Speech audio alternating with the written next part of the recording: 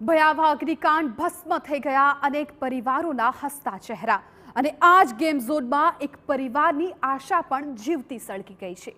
20 વર્ષની દીકરીને ગુમાવી પરિવાર શોકમગ્ન છે।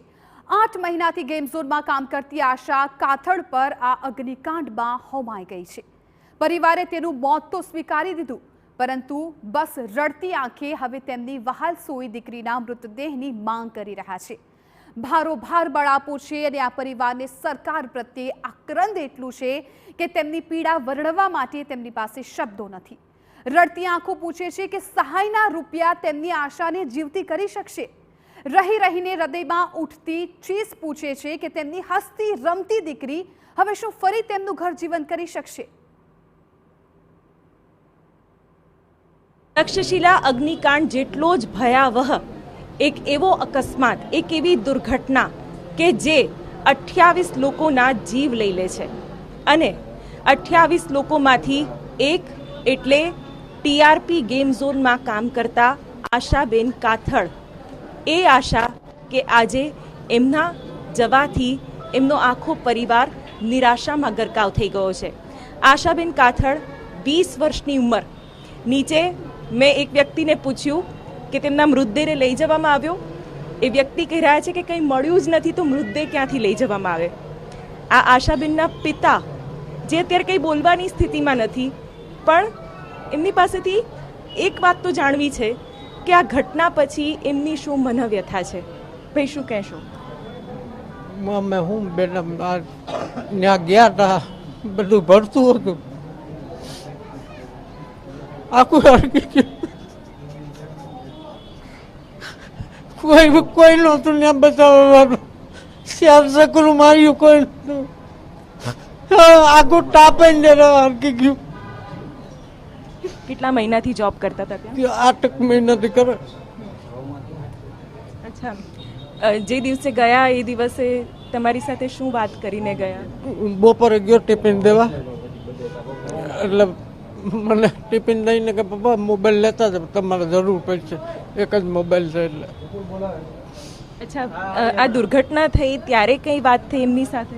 કાંઈ બેન ફોન જ નથી, તો પછી વાત કેવી રીતે? બેસા જ નથી ને હું દોડીને પી ગયો હતો, હરકી ગયું હતું આખું, બ્લાસ્ટ થયો છે। ઘરમાં કોણ કોણ છે બીજું? આશાથી મોટી બેન છે, એનાથી 2 બેનું મોટી, બીજું ને એક નાનો ભાઈ છે। હા, એક નાનો ભાઈ। અચ્છા, આશાબેનને હવે તો આપણે પાછા નથી લાવી શકવાના, પણ કેવી રીતે તમને ખબર પડી કે એમનું મોત થયું છે? ત્યાં હું ગયો, મારી છોકરી પાસે ગયો તો, મોટી છોકરી ત્યાં રહી છે બાજુમાં, એટલે આમ જવાડો નીકળ્યો એટલે મને એવું લાગ્યું કે આ ટીઆરપી વે આગ લાગે। હું દોડીને ગયો એટલે જોયું મેં ગાડી લઈને તો હરકતું બધું, એટલે ગાડી નાખીને હું દોડ્યો અંદર ગરવા હાટું। ત્યાં દરવાજામાં લાઈટ બધી છોટીને બ્લાસ્ટ થયો। તમે બ્લાસ્ટનો અવાજ સાંભળ્યો? હા, બધું ધબાધબી। પછી તો હું 4 ચક્રું માર્યું, બધીમાં 20 મિનિટ થઈ ને તો બધું એમ ભેગું થઈ ગયું। અચ્છા, તમે આખું જે પતરું છે, આખું જે શેડ છે એને પડતા જોયો? હા, બધું બેસનું બધું હતું। 6-7 જણાને બચાવ્યા, કાઢ્યા, 2 જણા ટીંગાઈને પડ્યા, એને બચાવ્યા છેલ્લે આગમાં। હું હતો ને હાજરમાં। બેન તો હોય જ કે પણ ડેડ બોડી અમને નથી દીધી। અમે સવારના 5 વાગ્યાના ત્યાં સિવિલ હોસ્પિટલમાં છે, અહીંથી અહીં ચારેકોર ફેરે છે। મારા પપ્પા, અમે મિડલ ક્લાસ ફેમિલીમાંથી બિલોંગ કરીએ। વિચારો, અમે બહાર ગામથી આવેલા, એ અમે ભાડે રહીએ છીએ। છતાંય અટાણે સરકાર બધી સવારમાં આવીને પોલીસ વાળાને બધી કાર્યવાહી કરે, શું કામનું?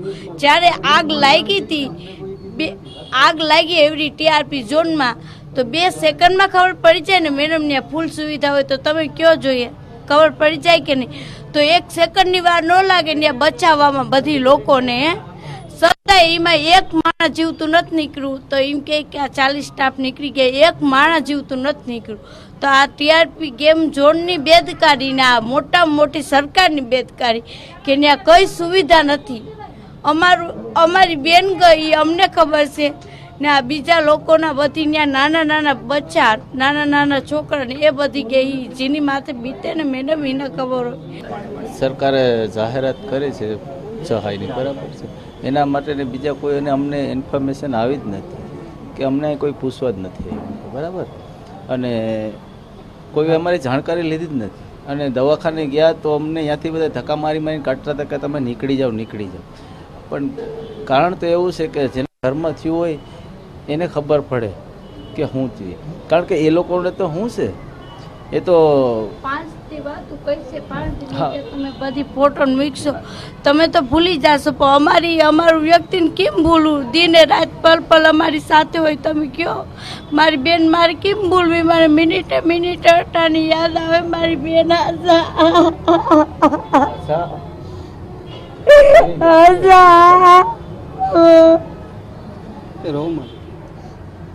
આશા એક એવી વ્યક્તિ હતી કે કોઈને ખટકે એવી નહોતી, બરાબર, બધા એમ માટે હળીમળી રહેતી અને નો નીકળી શકે. એનું કારણ એ છે કે છોકરાઓને બચાવવા માટે એનું જીવ દઈ દીધું છે, બરાબર છે. પણ આ સરકારની બહુ મોટી બેદરકારી છે. પહેલાં તો ગેમ ઝોનની બહુ મોટી બેદરકારી છે કે સરકાર એની કોઈ જાણકારી લીધી નથી કે આમાં તમે કે આને બચવા માટેનો કોઈ ઉપયોગ કઈ રાખ્યું છે કે નથી રાખ્યું છે, બરાબર. આ એમનેમ જ હાલતું. હા, તો આશા કે જે બીજાના જીવનના આશા તો બની ગયા પરંતુ પોતાનો જીવ ના બચાવી શક્યા.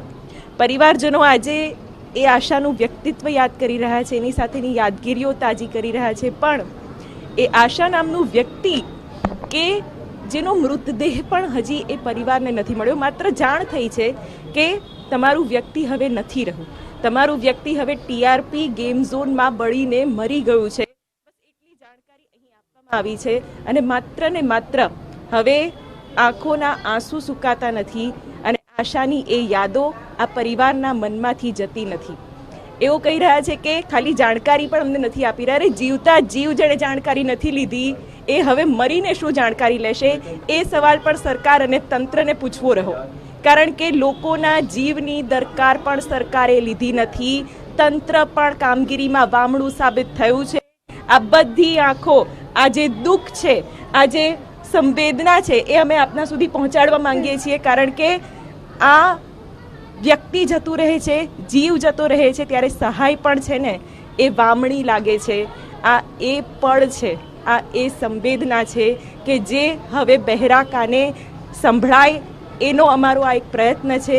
સવાલો થશે કારણ કે ગુનાહિત બેદરકારી બની છે અને હવે તો હાઈકોર્ટે પણ કહ્યું છે કે આ એક માનવ સર્જિત ડિઝાસ્ટર છે અને આની સામે હવે જો પગલાં ન લેવાય તો આ સવાલો પણ શું, આ સરકાર પણ શું અને જેણે જીવ ગુમાયા છે તેની સામે ન્યાય પણ શું, આ બધું જ નિરર્થક સાબિત થશે.